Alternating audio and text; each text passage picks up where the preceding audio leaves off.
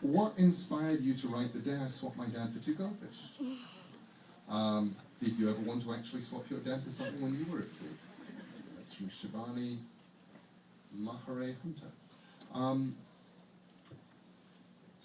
No, I didn't want to swap my dad for anything. That actually was one of those things that I stole from my kids. My son Mike is now, what is he now? He's 26. He's an engineer at Google, and when he was about 2, I looked at him riding his little tricycle through a graveyard and thought of a book that I wasn't going to write for another 20 years. But when he was about, probably maybe 4, maybe 5, I did one of those things that you discover as a parent you can say to kids, which is just the worst thing you can ever say. I said, don't you think it's about time for you to be getting to bed? And this was the worst thing that anybody could ever say. And he just looked at me. And his fists clenched. And his face got red. He looked up at me. He said, hi. Oh, I wish I didn't have a dad. And he said, I wish I had. And then he stopped. Because he didn't know what he could have instead of a dad. And there was a very, very long pause. And then he said, I wish I had goldfish. And he stopped off the bed. And he was standing there going, that's brilliant. I am going to steal that. So